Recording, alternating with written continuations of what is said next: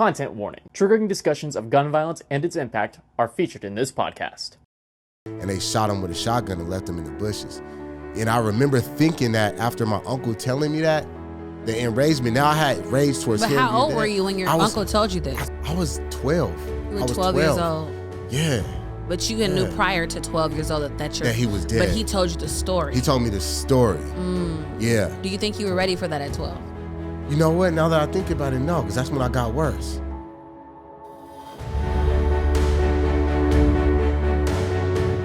The most neglected person in America is the black woman. The epidemic of gun violence is taking a toll on children. For black men ages 44 and younger, the leading cause of death is homicide. I think that the unspoken assumption is that this can't happen to me. Ask them every day, what are they going to do about gun violence?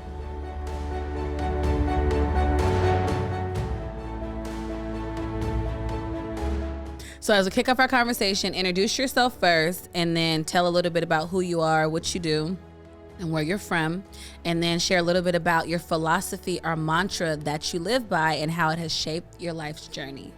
Definitely. How you guys doing? My name is DéVonté Parson, the founder and executive director of Pro Safe Potential from Seattle, Washington. And one thing that I live by was a mentor taught me this when I was in prison is we're here to teach and learn and teach. And it has shaped my life is because I understand that I know how to gain information and obtain information, comprehend it, and I do my best to put it back out into the world to make sure that other individuals that need the information, especially if they were where I came from, can take it in and utilize it and do the same. That's real good. I need you to tell me one more time. Okay. What was that saying? We're here to teach and learn. We are here to teach and learn. Mm-hmm. So my first question is, how has gun violence touched your life or community? And what immediate action do you believe is necessary to address it?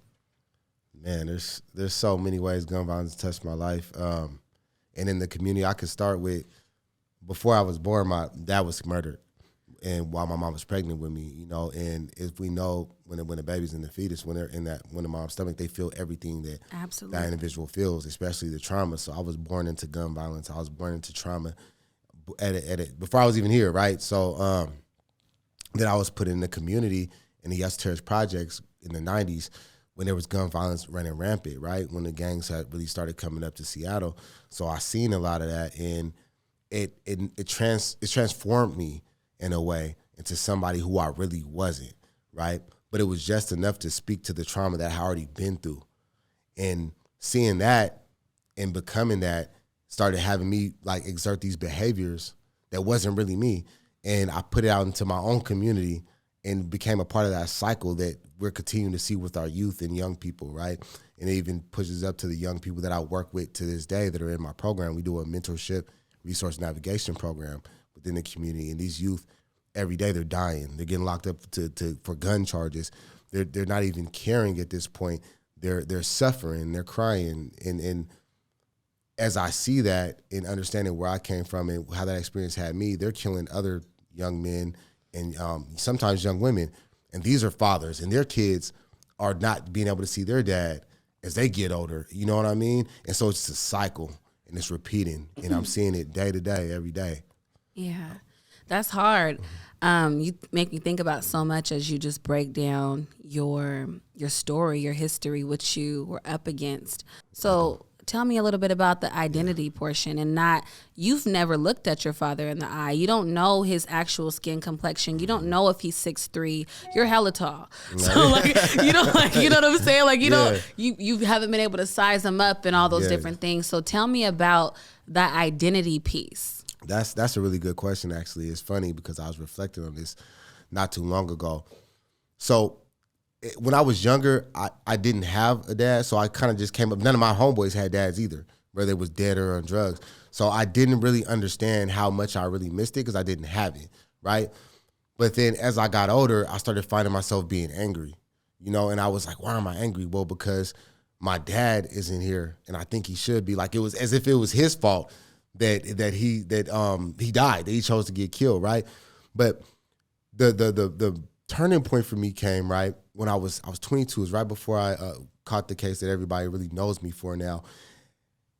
I made a song called Pops, right? Because I had reached this point where I was in such a dark place that I didn't understand, and I felt like the only person that would be able to understand me would be this man that has something to do with creating me. And in the song, I'm just writing a whole letter to him.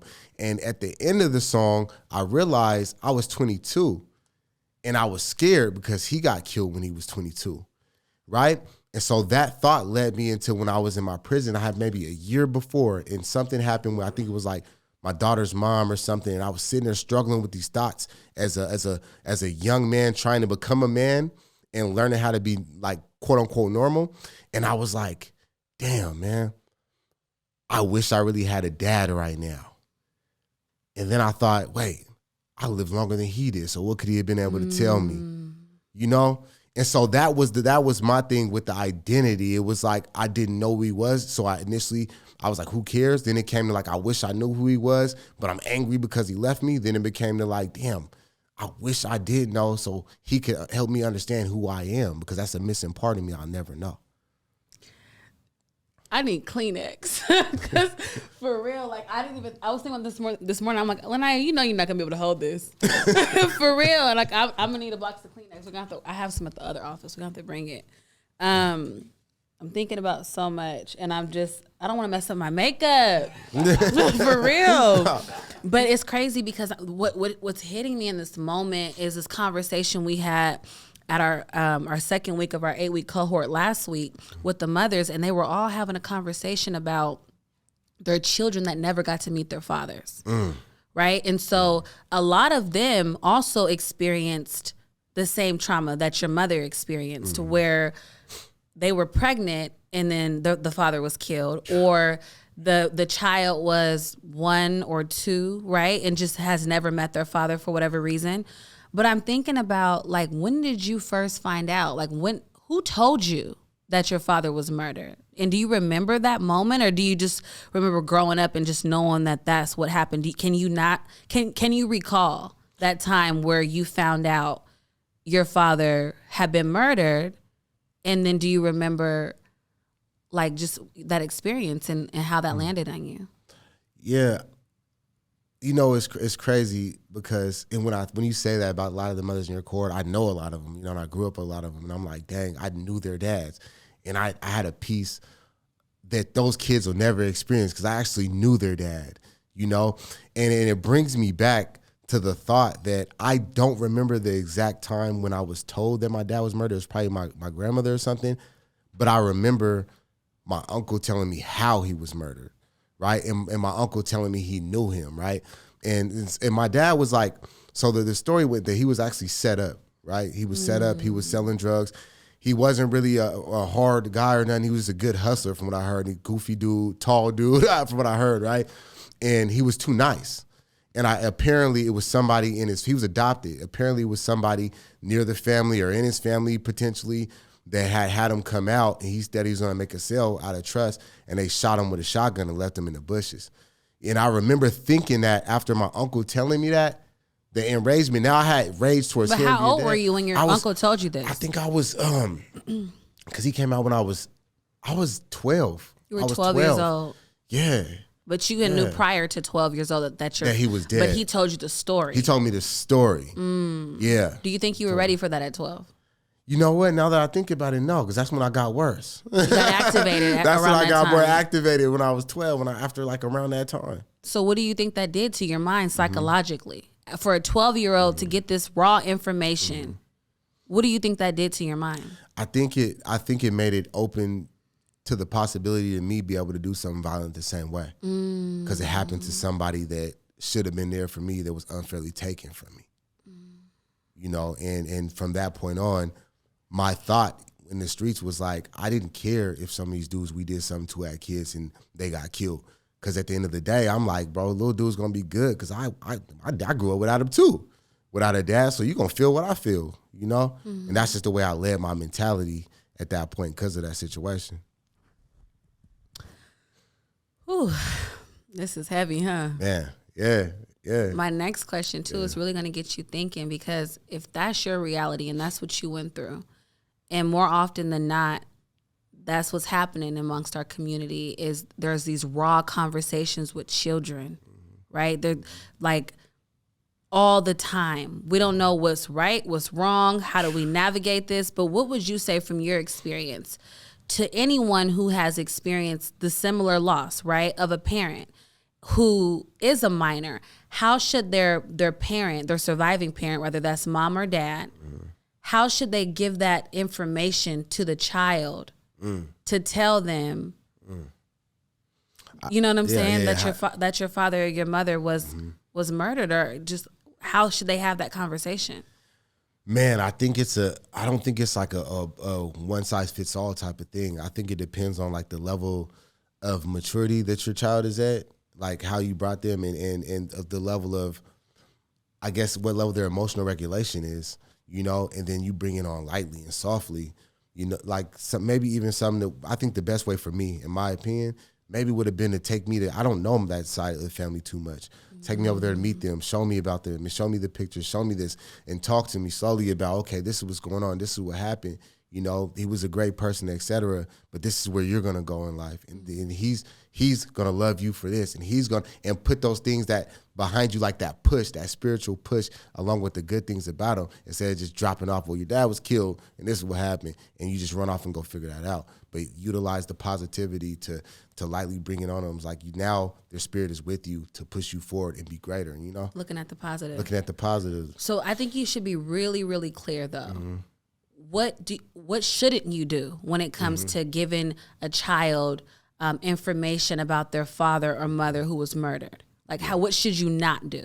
One, definitely don't say negative parts, but also just don't come at it really raw and hard. You know what I mean? And I want to say be particular to age too, man, because like I think that you're in a very, especially at 12, you're in a point of life where you're just now hitting your hormones, you know what I mean? All these things is going on inside you, and you're building. To throw that in there is like throwing a stop, and it's like a mechanism, you know? And so I think it should be something that's weighted to like the teens, unless they're just coming and just pressing you, and then we figure out how to let that. But don't just drop it on them very, I don't know if this is the right word, but like violently, like this is what happened, and not give the raw facts behind the situation, the positive stuff with it. Right. Wow. I know one of the mothers the other day, she was telling us that her daughter was 4 years old, and they were at the grocery store, and her daughter was with her little brother, or her older brother, and her daughter at 4 years old ran over and said, Mommy, they killed my dad. This was the question she had. What? Right. Because she had already heard from the environment that she was in that someone had just killed her father. So she ran over to her mother asking, Mommy, is it true? And she's like, her mom's saying, she's just looking at her just like, doesn't even know what to say and how to she didn't even know. Wow.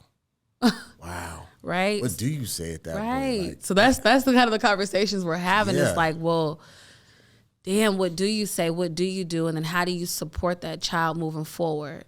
You know? Yeah. That's heavy. Like, because the reason why I look at that is like, for one, it's not dropped from the source.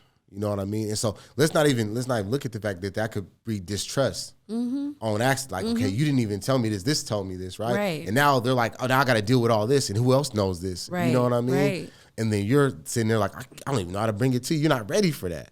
You know? So now it's all kind of stuff that now you're forced to address it. You're forced to, and we don't have all the tools necessary to be able to address that either. So come on.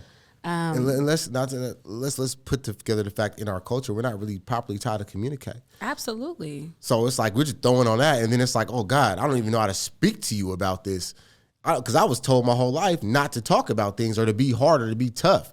You know what I mean? So yeah, there's all kind of components to that, man. Absolutely. My next question it complements that last question about what kind of support do you feel is most vital for children and youth survivors of gun violence and their families?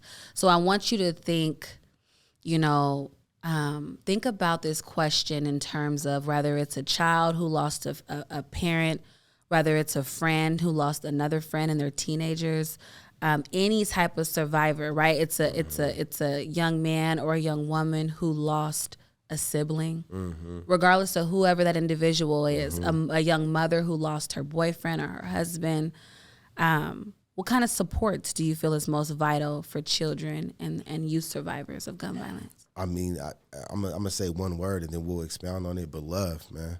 Like love. And not to sound cliche and corny, but love. They gotta be loved on. And what I add to that, what I mean is love from individuals that authentically care about that individual, that person, right? Support groups like yourself, like organizations like yourself, support. I don't even like calling it an organization. That sounds too like company. You know what I mean? But like groups, like love groups like that. Like I've been through this, sis. I've been through this, bro. I've been through this. So let's heal together on this path. And you may be in a further journey than you are. You're just starting, but I've been through those different phases. So you need that kind of love, that component. Another thing is, man, therapy. I push therapy, culturally relevant therapy. You know what I mean? Too. Real talk. We work hard to destigmatize therapy for real. Come on, for real. Real talk. You know what I mean? Because it's a sad thing, but it's a very real thing that we're pushed away from the stuff that helps us. But we're probably the first generation that openly welcomes therapy in the way that we do. Yeah. I was on the ride here talking to my grandma, I call her Nanny, right?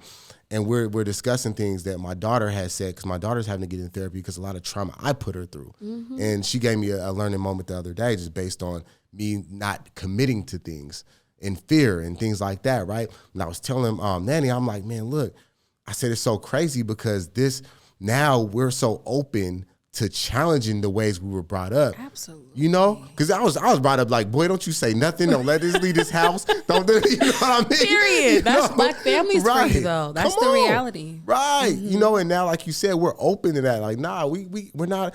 What's the one thing your brother said that I think was Sean Good at his piece? He said, we're not okay. We're messed up, bro. You know? We're messed up. We need that, man. We need to be And I that. think because, like, you and I, we're the same age. And I think about the things that we've experienced and the things that we've seen, right? What choice do we have?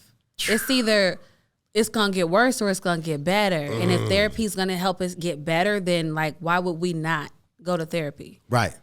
And so some people, I think that's we got to touch on therapy for a second because I work so hard to try to get people to see the benefits of being in therapy. And I have so many people who are still just opposed to it, who are like, no, I'm not going to therapy. I don't want to talk to anybody that I don't know about my problems. And I'm like, it's not about that, right?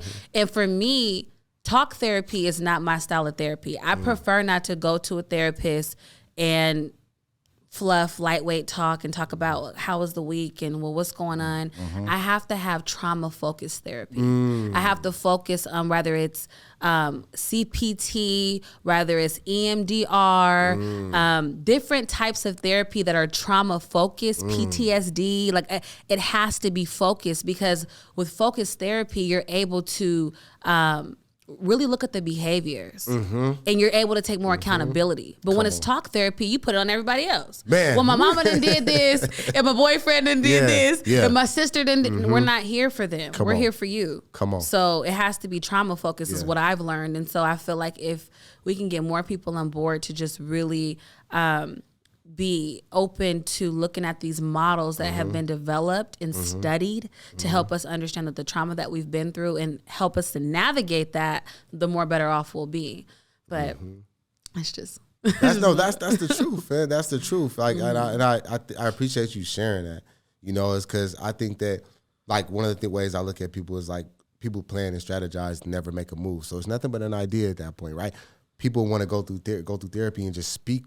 And I'm not trying to shun them. That's a good start. But you just want to talk on it. Because, but some people do need to just vent. Yeah, just and vent. they need a safe space to do that. Yeah, exactly. And then after you vent, now let's get to the work. Right. Let's get to, that's okay, the hard you said part. all this. Because if you spend 60 minutes venting, you ain't got no time. Man. For 58 minutes venting, you right, got 2 minutes for the therapist. 2 minutes for the therapist. Like, come on, man. Like, okay, now let's put some action steps into this. Let's break this stuff down, right?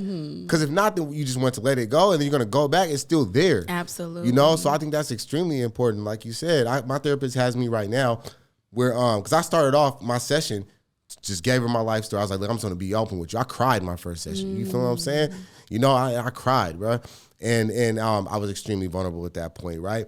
But moving forward, what it was like, all right, bang, so what do we do now? And she has me right now writing letters to my youth self at different forms. That's that inner child work. That's that shadow work. Come on, Yes. come on, man, me come on, happy. man. Real talk. And each time I say I love you, DéVonté, and I promise you, I kid you not, right? Each time I love myself a little better. I felt me a little better. I'm hugging me. You know what I mean? It's real talk, man. And so that's super real. That's super so dope. good to hear that. You're making me think about so much, and we don't even got enough time to talk about all this stuff. Part one. Yeah, part one. Part two. Come on. What was I gonna say to you? That's so good. That is so good. How did you find a therapist? For people who are like, may hear this conversation and say, you know, I'm interested. Mm-hmm. You know, how did you find a therapist? Well, you know what? It came across my email for like people from Federal Way Black Collective. Like, it came around the email. It was like, hey, people can get free therapy. And I was like, you know what? I put it off like a week or something. I was like, let me try it. So I clicked on it, and they connected me with BetterHelp. And that's the way I was able to like customize what kind of therapist I wanted, right? That's good. And that's how I got connected. And so you get free therapy? Yeah. Yeah. Okay. Yeah. For 12, I think it's 12 sessions. 12 sessions. Yep. Yeah. That's good. That's real good. All right. So what do you think about what can communities and institutions do to really address gun violence prevention, intervention, and even the restoration component? Like, what do you think, whether it's already being done or it isn't being done yet? What do you want to see more of, or what do you want to see? Oh, man, That's a hard one. I think it's a hard one, but a good one. Right, but it's man, loaded. because you know, I'm gonna keep it all the way real, and this is being fully transparent. I be getting irritated, bro, with like people talking about like this and that. Be like, oh yeah, this is what needs, because this same conversation has been going on for years, bro. And I see like weird action. You know what I mean? And so, in my opinion, I was having a lunch with one of my friends. She works for public health, and we're having this discussion, and we were like, there's different components to this situation, right? Like, so there's the housing, there's the food assistance, there's all those different things, and all that, right? But there's not the life skills and decision making skills, right? There's not nobody like there's not too many people, forgive me, making authentic connections in the household. Because you know what you're talking about right now? You know what you're describing? Holistic support. Yeah.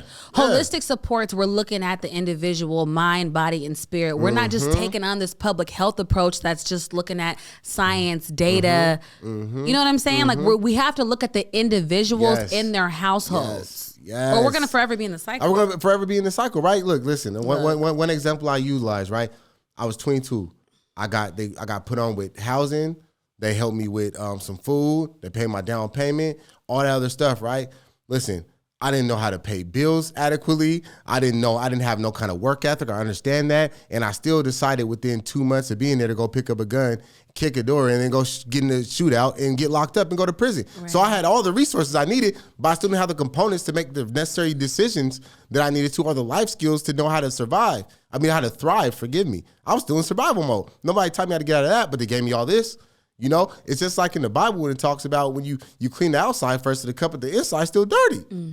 We need some more inside work going on. Absolutely. You know? It's all about that inside work. It's all about the inside work. Please catch that. As within is without, man. As within is without. Absolutely. You know? Real talk.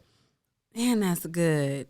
So what do you think? Like, how do we tailor this message to be really, really clear about what we're asking for? Right.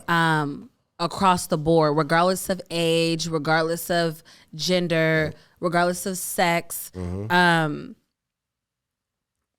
What is our ask? What is your ask? I think that the systems people, whoever that may encompass, whether it's the public health, the King County, whatever the systems people, help with the system resources, right? Like, I think there should be, that's the... what should they be investing in? Oh, well, first, I think they should always be investing in the community organizations. Like, I know, but are doing what though? But I think the ones that are doing the work within the young people, as far as in the household, you know what I mean? Those who are, we need some people that are going into the houses, right? They're actually making formal connections, because we have some that are making real relations with the young person, but it's like, who's in home? Like, mom need help, man. Mom's struggling.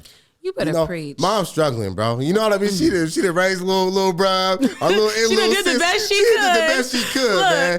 You know what I mean? All this going on, dad's in and out. Like, there's all kind of stuff going on. Mom's struggling. Go talk to her. And now we're not even talking about just the financial struggle. That's a big component of it, but she's struggling mentally, bro. Right. She's struggling. So how can we get her some therapy? So how can we get her? How can we get her some support? Whatever it is that she needs. Right. Absolutely. Because if she becomes a little bit healthier, What do I say all the time? If the mother's well, the children are well. If the family is well, the parents are well, the child is well. If the mother is sick, then the children are going to be sick. Come on. That's exactly where it starts. You know, how many people could have been saved if that would have been the start? Come on. You feel what I'm saying? We wouldn't be running into burning houses. Absolutely. We'd have been stopping the fire. We wouldn't be putting out fires. We wouldn't right. be putting out fires. We would have been, it'd have been there. Absolutely. You know what I mean? Absolutely. And so then while we're doing that, get that in there, right? And get the systems going apart with these community organizations. The community organizations are in there getting the information from them, providing it to the systems.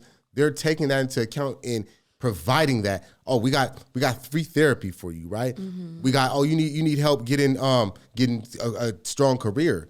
You might need help going back to school. You might need help with childcare. Like, who knows? We got funds for that. We're gonna assist you in all that. And while you're doing that, the individuals, the mentors or whatever, is building with little bro, with little sis. They're rocking. They're going through some of the similar processes. Now the whole family is being helped. Now the whole family is, right? The whole family is, and let's get on the schools though, right? The schools have to have an understanding that they need a relationship with their home too.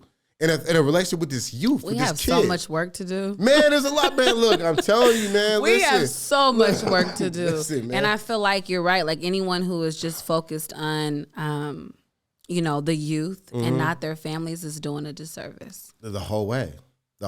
Because you could do whatever you want right here, but they still got to go home. Absolutely. They still got to go home, man. And then we wonder why these babies is out here doing this. Come on. You got me. Every time you open up your mouth and you just respond to all these different things that we're talking about, the questions, the prompts, you get my wheels turning, and I'm thinking about a lot. I'm thinking about a lot. Thank you for your response. No doubt. It's just authentic, because it's two individuals that are really passionate about this, expressing this. You know what I mean? And so, like, I remember you was getting it going. Like, you weren't getting paid to do that. Like, you know what I mean? Absolutely. You feel me? Absolutely. That's where it starts. You feel what I'm saying? And you can only have these authentic conversations without it sounding like not real, right? Is if you got individuals that would have did that. Like I started off giving honey buns to kids and top ramens in jail. You know what I mean? I didn't even know what a mentor was. I was like, like I said, Pac was my mentor, the big homie was my mentor. Right. Cats was like, you doing mentorship. I'm like, what the hell's a mentor? Right, what is that? You What feel does me? that So like mean? any individuals like us, we seen an issue and went at it. But we've also been impacted. Yeah. So when you have the lived experience, it just opens up so much possibility. Come on. And so, I'm always just really just excited for you, happy for you, admiring and just inspired by you, And I know it's hard. I know it's not easy, but I see you. I appreciate it, man. For real. I appreciate that, man. And like just hearing that from you means a lot. That's not just saying it. You know what I mean? One thing I respect is you take bold moves. Like you take bold moves. Like you take strides, bro. You know what I mean? And that's one thing that I can only do sometimes. It seems like you just go. Like, you know what I mean? Like, I don't know if it's the Capricorn. It's definitely the Capricorn. Look. Whoa, like she got a whole studio and like, what the heck? But that's lit though. We have to though. Come on. And it's crazy because like when I went to Boston to that conference a couple weeks ago, that's what they said is like, you got to take up space. You know what I mean? Like when I think about, they kept talking about like legacy and generational wealth. Like we have to make bold moves. That's what they were talking about this? Yes. He said, that's what they were talking about. Okay, my bad. Keep going. It was so good though, because like we have to like, if we don't do it, who's going to do it for us? Nobody's coming to save us. And for me, like for us, I say for me, but for us, because I know you've had a lot of friends, family who is no longer here due to gun violence, due to other things, tragedies. And life is short. Come on. So if we know life is short, why are we going to lay around? Why are we going to sit around? Come on. Can we get to it? You Can feel we me? can we really make, create legacy? Can we create generational wealth? Can we show our children who to be and who not to be? Because I can't lay around and just not do anything, And that's the other piece I want for you too, because I'm learning this, and I'm it's becoming more clear to me now more than ever, is like education. You need to get your degree. I need to get my degree. We can have this lived experience. We can have these professional backgrounds. We can have all these components. And some people are getting so into you don't have to have a degree anymore. You can still do it. Nah. Yeah. The way out of poverty, the poverty mindset is through education. And so we got to get our degree, bro. I'm listen, it's so crazy. And I this is like an affirmation to push me. You know what I mean? Because I'm like, my reason behind wanting to go get it is because my biggest regret is not finishing high school. Oh, you didn't finish? I didn't. I got my GED in juvenile prison. Okay. But I didn't take school seriously. And that's my biggest regret. So we can have, like you said, we can have all this perceived success right now. But like you said, it's like, it's that missing feeling. We got so much work to do. Right. As a community, as individuals, but that's something that I definitely want to speak over your life, and I'm speaking over mine. Respect. It's like we got to get that education. Come on. We got to go to each other's graduations. Right. Yeah, throw that up. Hey. That part. Turn up, too, because we're going to get it. Because, we're, like I said, we're young. We're 30. You're 30. You just turned 31? Yep. You just turned 31, so you're a couple months older than me. Come on. Big dog status.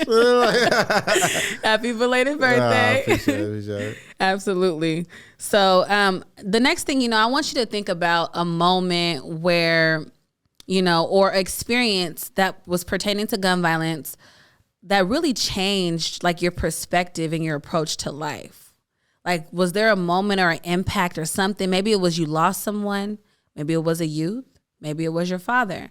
Maybe it was something you did pertaining to gun violence. What was it that shaped your perspective or that changed your perspective or your approach to life, where you was like, we got to do something different? You grab a Kleenex. Grab a Kleenex. Okay, go ahead. Get ready for a Kleenex. I'll tell you. I'm ready. I'm gonna give you my straight 100% truth. You can ask anybody that knew about this, but when that happened with Yog, because that night I was laying in the bed with my kids. A few weeks prior, we had been at the same spot in a similar situation that happened. And I was like, bro, we can't be over here. This ain't cool. And then... You were with him? The time before, we went to the same spot before. Mm-hmm. A week prior. It was 2 weeks prior or something like that. And you told him that you guys can't be in there. I said we can't be here because some dude that came outside with a K outside, and there was another it was a shooting there a few weeks before. And you guys were there while they were shooting? We was there. Yeah, we was there. And so then when I talked to him, bro, this is hot. We can't be here, bro. It's too much. Knowing that we had just, returned and everything. And the night that night before everything happened, I was with my kids. You feel me? And that's the only reason I wasn't outside. Because me and bro started going outside, big leaver status type. So I was with my kids, and then I woke up and got that call, and I was like, ain't no way. You feel me? And I just remember that's the first time in a long time I cried. You feel me? I was in the bathroom crying and my kids was in there. And I didn't even know they knew. They told their mom. And so she called me, And I remember after dropping them off, I was just messed up and I was sitting in my home at the time. And I was like, all right, bro, I got you. I got this. Let's go. You feel me? Let's go. And it changed my perspective, on life in general, because I'm like, dang, bro, we were just sitting there talking about when we get out. We were just talking about our daughters. We were just talking about da-da-da. And one mistake, one going to one place. We wake up thinking we're going to be alive. We go there and then that happens. So from that point on, I was like, bro, I got to move as if I might not make it back. And I got to move with this torch now. You feel what I'm saying? So good. So yeah, that changed my whole perspective, man. It changed my whole perspective. Go a little deeper. Mm-hmm. It changed your perspective. Mm-hmm. And because of that, how are you moving differently? How are you moving now? A big thing that I do is I used to be real timid about making moves. You know what I mean? Like when I'm doing something, when I'm trying to put something out, right? And now when I think about it, when I think about doing something, I'm not sure if I want to do it. You know, I look at it like, if bro's alive, you feel what I'm saying? Like that might be the energy. Like, bro, come on, bro, you better do it. You know what I mean? Like, you know. And I'm like, you know what? Nah, quit playing. And then now, and to top that off, I might not make it back. You know what I mean? Now, don't get me wrong, I'm not super perfect now. You know what I mean? I've still been I've put myself in situations a couple times, you know? But there's always that leading voice like, hey, bro, you feel what I'm saying? It's like that voice, you know? I'm curious, how many close friends have you had, like how you and him were close? And you guys became close, like more so towards like the end of life for him. Like I would say within the last 5 years prior to him passing, right? Yeah. And so like how many friends over the span of your 31 years of existence have you had that you lost to gun violence? Who were close? Who were close? No, I think that it was probably only 3 that were close. I don't allow a lot of people next to me. You know what I mean? Too, right. You know, but the people that died to gun violence, you know what's unnatural? I'm going to tell you something unnatural, and you probably can relate to this. How many people you know that died from natural deaths? Not a lot. I know maybe 1 person, maybe 2. It's unnatural to die from a natural death. I know at least 30-something people that died from getting murdered. Right, I know more than that. More, right. Like, come on. You feel what I'm saying? Right. And it's preventable. Yeah. So when you think about like how gun violence is the leading cause of death for children now, it used to be, you know, vehicles and, you know, car accidents and stuff, but now it's gun violence. And then for black men ages 44 and younger, the leading cause of death is homicide. Wow. Yeah. Wow. That part. So, and when I always say this too, because I can't say that statistic, I can't give that information, that data out without saying that a black woman is always attached to a black man. So if the leading cause of death for a black man is 44 and younger, for for homicide, then that always means that there's a black woman that's left to carry the burden. Oh, that's heavy. It's very heavy. And that's the reality. Oh, that's heavy, man. And so we're seeing, like we talked about earlier, is the cycles. We're just seeing cycles continue to happen because we're not investing in the black woman or the woman who's now, forced to carry the family forward. Why do you think that is? I don't know. I'm trying to figure it out. Right. I'm trying to get the supports that's necessary for the families. I don't know. I'm trying to raise more awareness, and this is a part of it, doing this podcast to speak up, to speak out, to get the voices, to get your voices, other folks like you, to really get these conversations going, to find out, well, why? Yeah. Why not? I was talking to this young person because, as we know, the kids are the byproduct of that situation, right? I was talking to there's this one young person I've been trying to locate, right, to get services to this young brother, man. And excuse me, and I'm tapped in right by him. I'm tapped into some of his little homies, and he's like 15, 16. He's under investigation for like 3 or 4 different murders, right? And I was talking to his young homies. I said, bro, I just started hearing this name like crazy. Like this name wasn't even crazy like that at first. And he was like, bro, he's like, bro, listen, man. He was off that at first, but when his dad got killed, he went crazy. So that goes to show, like you said, father gets killed, mother has to hold the burden, going through so much trauma. Kid gets a little more loose now. He's angry. My mom's going through it. I lost my dad. I'm going to these streets even harder.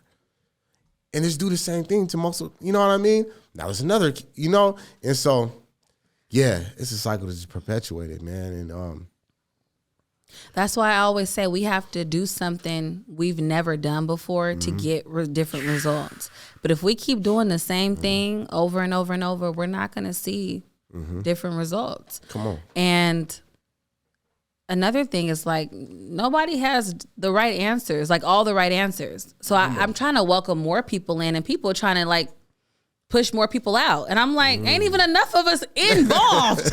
How you trying to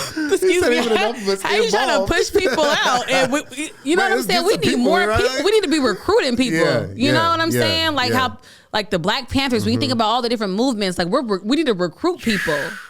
Can't be trying to dismiss people. Come Come on. But lives are out here, like, Yeah. people are dying. Even, like, when I think about Frenchie. Yeah. Man. Yeah, that was wild and unexpected. It's always. I was going to say that. It is, man. And I seen him grow up, too, and that just, it's just crazy. Yeah. You know? Yeah. And, you know, it's wild.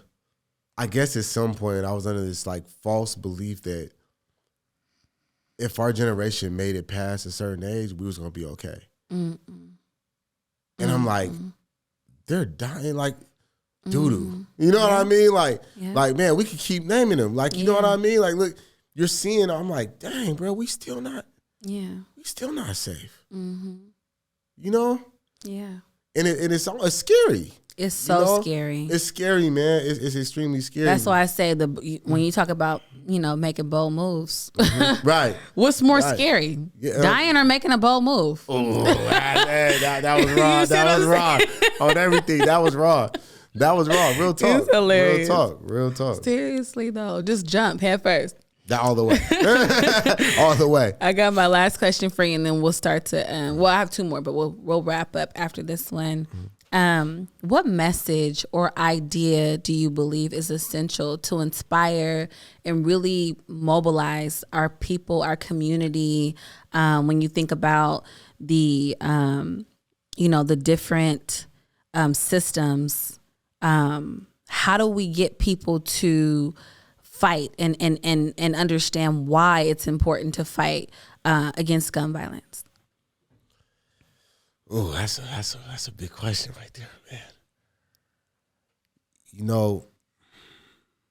So just like, what message or idea do you believe is essential? Like, what do they need to know? Like, how do we inspire them to get them to move? And then are we talking about the youth, the adults, and everybody? Are we talking about the adults? Or we're talking about everybody. Just everyone. How do we get everyone on board to care? Because like, when you think about this, for example, take a trip down memory lane when you were 16. The homicide rate was up, but not like how it is up now for the 16-year-olds. For real. Yeah. So when the next generation is 16 and X amount of years or however long. So you haven't been 16 in 15 years, right? So in another 15 years, what's it going to look like? Yeah. Why wouldn't it be worse? If 15 years ago it was how it was for you, and then it's increasingly just gotten worse. How do we get people to care about the next 15 years? I think that in a more like, I don't really know the proper word to use, but in communicating, if I break it down in different parts, and communicating to the adults right now, that our kids are going to be the one living in that. So it's like, if we say we don't care right now, or we're not paying attention right now, understand that there's innocent girls getting shot because of this. There's innocent boys getting shot because of this, you know? And your 15-year-old down the road, or however age they're going to be down the road, they can be one of the ones. If you don't take advantage, figure out how you can care now. Yeah, because but I feel like, can you speak to this? Because people feel like they don't need to do anything until they're then impacted. And then once they're impacted, they want to get activated. And everyone always feels like it can't be me, or it's not going to be me until it's them. And then they're like, oh, Yeah. You know what I'm saying? So like, how do we get them to care and to see that, and for them to take responsibility before they even get there? And, you know, and God forbid they get there. God forbid they get there. In all honesty, though, I really think that it's a them thing, though. You know what I mean? All we can do is like plant that seed. It's like, look, this is going to be where your kids going to be staying in. This is going to be the environment you're going to be in. Look at this stat. Look at this, what's going on. But it's still on them to be like, because there's no like magical thing we can say or do to make them want to care. Yeah. You get what I'm saying? You know, there had to be that. I didn't care about changing my life until I went through a certain situation, unfortunately. You know what I mean? And I made it out.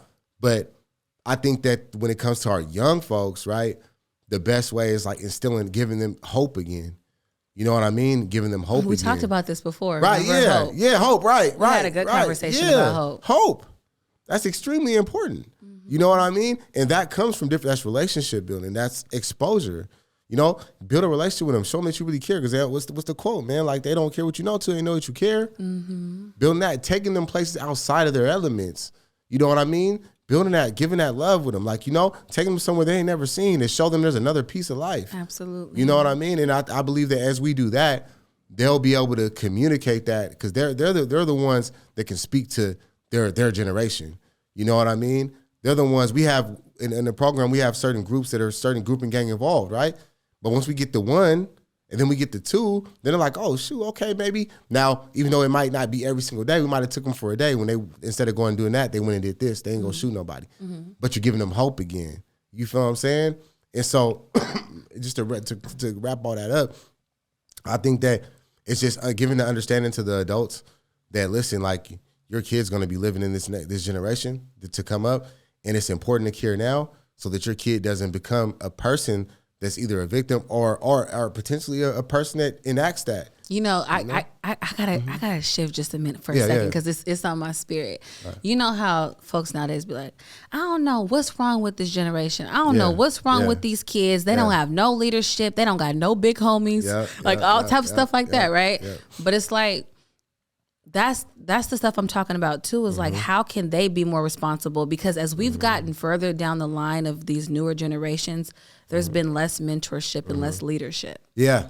You know, in a way that's like in close proximity. It's specific to the individual. You know what I mean? Yeah. You know what? And this is so dope you said this, right? I'm gonna give a brief, quick story, right? I was in Tacoma. That's totally out of bounds. I'm from Seattle, right? And I was going to the spot late night, and there was these 4 young dudes, young brothers, ski masked up outside this car. You could tell they was just sitting there waiting for somebody or something, right? And so I get out and I walk over and I'm like, oh, what's up with you guys? How you guys doing? You know, oh, you guys from out here? Where you guys from out here? My name's da-da-da. And they're like, oh yeah, my name's et cetera, et cetera, et cetera.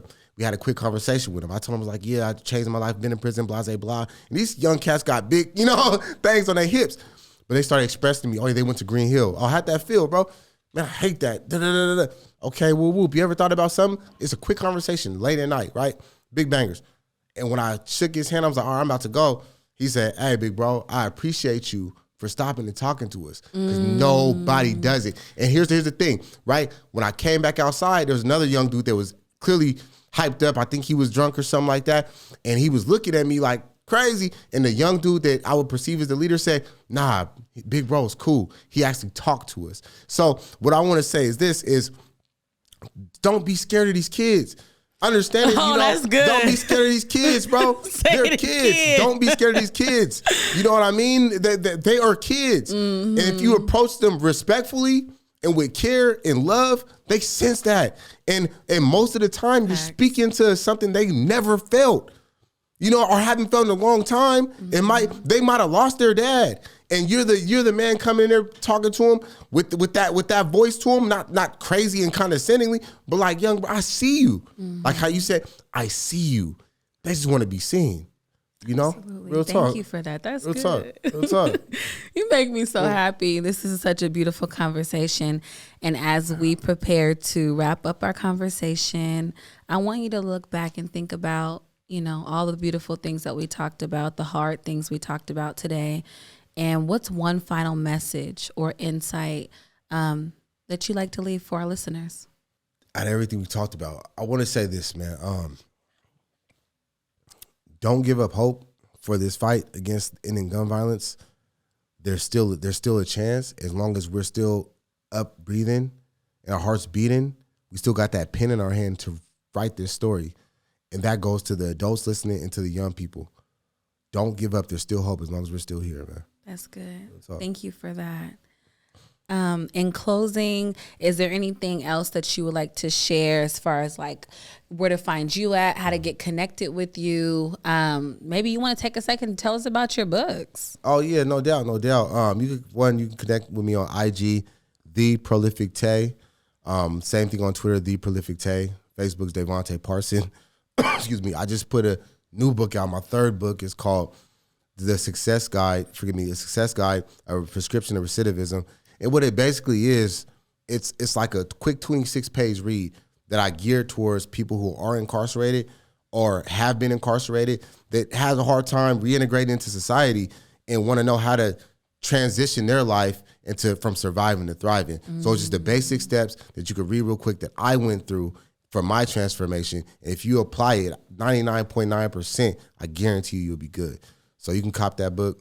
Links in the bio, IG, The Prolific Tay. That is so good. You just made me think of something too when you said that surviving to thriving. When I went to Atlanta for the Cities United conference, I heard Miss Arisa. I believe she's in Brooklyn, New York, and she's over this organization called Not Another Child. And she lost a child to gun violence, her son. And she's phenomenal, amazing woman. And I'll share her information so you can check her out. But something that she shared during one of her speeches was our goal when it comes to families and individuals who have experienced gun violence is to take them from victim to survivor to influencer. Ooh. And what I know, everybody that I tell, they go, ooh. Everybody does that. They go, ooh, everybody. When I give that back, I'm like, I got to give her a credit because I want to take it. Right. Got it. Woo. But what I want to say to you, though, is when I look at you and after this conversation is that's how I see you. From victim, right, as a baby, through your adolescent, to survivor. You came home after doing some time behind a gun charge, right? Yep. And then now look at you, influencer. Yeah. You know, so you embody that victim, survivor, influencer. That's who you are now. So I'm just grateful for this conversation. It has been good for me. I have so much to think about and to process.